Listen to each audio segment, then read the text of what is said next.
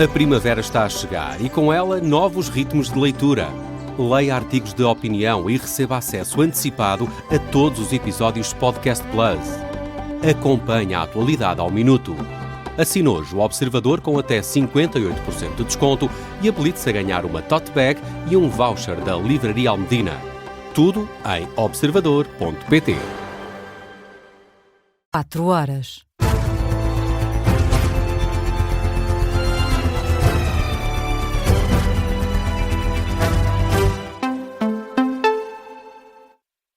As notícias com Beatriz Félix.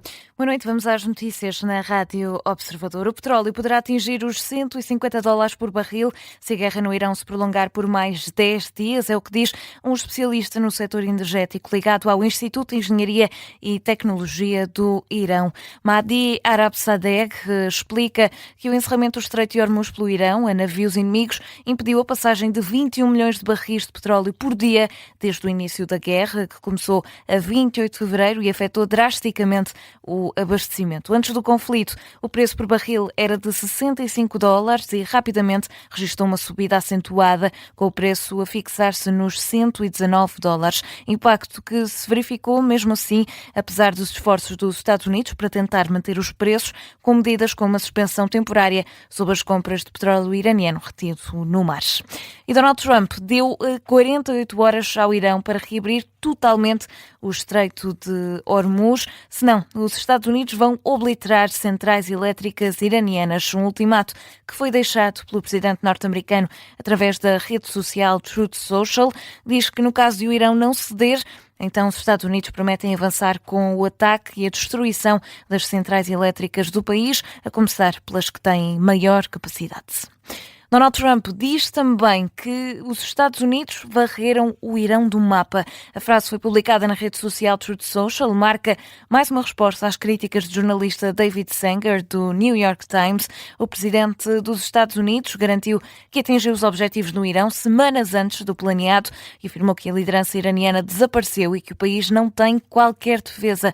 Donald Trump acrescentou que os iranianos só querem fazer um acordo e insistiu que está adiantado em relação ao calendário das operações. Falamos também dos Emirados Árabes Unidos, que estão a responder a ataques aéreos provenientes do Irão. As defesas aéreas estão, neste momento, a responder a ameaças de mísseis e drones, é o que confirma o Ministério da Defesa através de um comunicado, deixando uma nota sobre os estrondos que se têm ouvido no exterior dos edifícios nos Emirados Árabes Unidos e que resultam da interseção de mísseis e drones por sistemas de defesa antiaérea. O porta-voz do Ministério da Defesa dos Emirados Árabes Unidos afirmou que 3 drones foram interceptados e destruídos na região oriental do país. É também o que noticia a Reuters. Em Portugal, mais de 1000 pessoas saíram este sábado à rua em Lisboa para exigir o direito à habitação e também respostas ao aumento dos preços das casas. A manifestação começou no topo da Avenida da Liberdade, junto ao Marquês de Pombal, e caminhou até aos restauradores. O protesto, aliás, foi organizado pela plataforma Casa para Viver.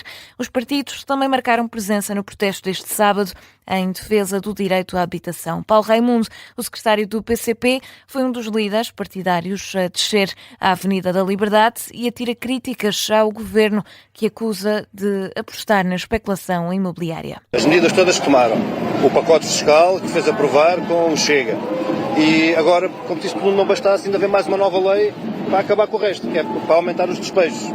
E, portanto, nós temos uma situação onde essas pessoas estão aqui hoje aqui em Lisboa, em vários pontos do país, no Porto, em vários pontos do país, estão a exigir uma coisa tão simples que é casas para viver. E o governo quer é casas para especular. É isso, a realidade é essa. Quanto mais medidas o governo avança, mais as casas sobem e mais as rendas sobem. Ora, isso não pode ser. José Manuel Pureza, o coordenador do Bloco de Esquerda, exige coragem ao Executivo para a limitação do valor das rendas. A curto prazo, o Bloco foi sempre dizendo que era preciso estabelecer limites às rendas, sobretudo numa altura em que a especulação é absolutamente, fora de controlo.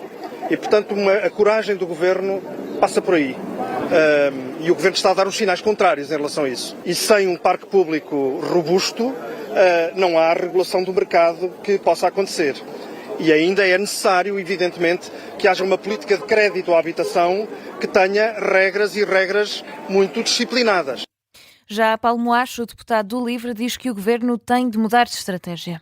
Nós aquilo que temos visto é o Governo a apresentar pacotes relativamente à habitação sucessivos, mas quando olhamos para os indicadores, todos eles estão a piorar. O valor das rendas, o valor do preço da habitação por metro quadrado, o número de despejos, está tudo a piorar. E a dada altura o Governo tem que parar e pensar se efetivamente quer continuar a seguir este caminho que tem seguido. Nós estamos a chegar a um ponto no nosso país em que nós estamos a assistir ao regresso aos bairros de barracas nas periferias das nossas cidades e, portanto, estamos a voltar ao ponto em que estávamos nos anos 90, no início dos anos 2000, e isso é inaceitável.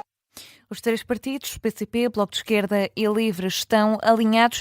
Dizem que o Governo está a responder à crise da habitação com medidas que beneficiam o mercado e não as pessoas. Além da capital, outras 15 localidades aderiram ao apelo da plataforma para mostrar descontentamento com a crise no setor. Uma delas foi o Porto, onde mais de 500 pessoas saíram à rua. Francisco Aguiar, da plataforma Casa para Viver, diz que o regresso destes protestos pela habitação se justifica porque a crise no setor não só continua, como está a ser agravada. Tudo o que é feito por parte deste Governo não chega ao ponto de responder verdadeiramente às necessidades da habitação das pessoas. É preciso responder de várias formas. Por exemplo, arranjar alguma forma de reduzir estas taxas ridículas, com margens demasiado grandes que os bancos impõem naqueles que querem pagar, portanto, comprar uma casa e fazer a prestação, não é?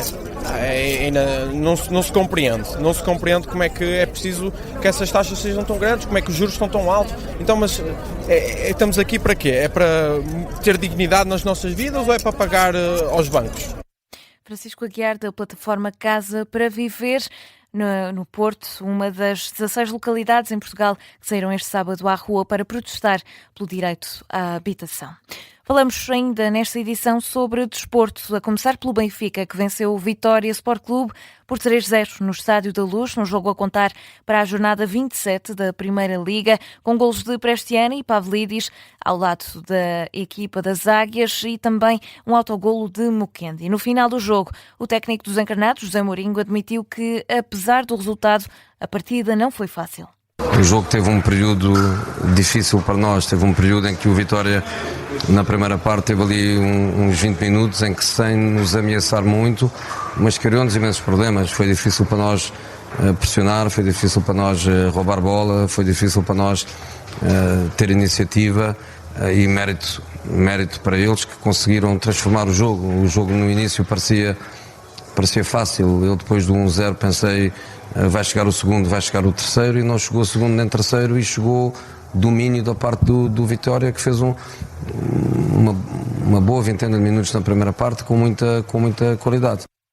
José Mourinho, em declarações à Benfica TV. Já o treinador do Vitória, Gil Lameiras, diz estar orgulhoso dos jogadores, mas admite que a equipa cometeu alguns erros. Não podemos, neste nível, dar as bolas que demos, e isso traduziu-se em golos para o Benfica, porque o Benfica é uma equipa com muita qualidade individual, e estes erros pagam-se caros nos jogos, mas não poderia deixar de dizer que estou muito orgulhoso daquilo que os meus jogadores fizeram, pela personalidade que se mantiveram dentro de campo, por aquilo que depois estamos a perder, a forma como fomos à procura do empate, mesmo depois já com 2-0, a mesma situação.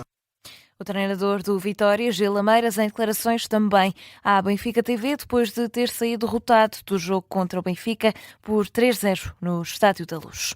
E no domingo, o futebol continua. O Sporting vai jogar com o Alverca e Rui Borges admite fazer alterações à equipa. O treinador dos Leões admite que a eliminatória com o Bodo Glimt na Liga dos Campeões deixou marcas e provocou cansaço, que é o que dita estas mudanças. Rui Borges sublinha ainda que o Alverca é sinónimo de dificuldades. Será uma tarefa difícil por tudo que foi o jogo do Bodo, por tudo que é a equipa do Alverca também, e que tem crescido nesse sentido, até mesmo neste ano 2026, por isso será um jogo difícil, em termos de perceber até amanhã também em termos físicos, não só físicos, a parte mental também conta muito naquilo que é a recuperação, por isso o desgaste foi enorme. Aqui o mais importante é esse, é recuperá-los e ligá-los ao máximo naquilo que é a exigência do jogo do Alverca. Este duelo entre a equipa ribatejana e os Leões está marcado para as 6 da tarde no campo do Alverca. O Futebol Clube do Porto também vai entrar em campo, mas com o Sporting de Braga. Francesco Farioli diz que é a partida mais complicada até ao final da temporada. É um jogo grande desta jornada. Na conferência de imprensa de antevisão, o treinador portista assume a importância deste encontro, mas recusa que este seja decisivo. Ainda assim, é o que mais preocupações traz a Farioli. Can you remind me how many games are missing? Consegue recordar-me quantos jogos faltam? 8. A resposta está aí. São 24 pontos ainda em falta. É claro que o Sporting de Braga é um adversário muito forte, não podemos negá-lo, mas a corrida é longa. Vamos passo a passo. Este vai ser um passo importante, sim, totalmente, mas não vai ser decisivo. O jogo entre o Sporting de Braga e o Futebol Clube do Porto está marcado para as 8h30 da noite no Estádio Municipal de Braga. Ambas as partidas deste domingo, Porto e Sporting, contam com emissão especial de desporto, com análise e relatos para ouvir em direto aqui na Rádio Observadores. É o ponto final neste noticiário. A informação fica por aqui. Está de regresso daqui a pouco às 4h30 com a síntese de notícias.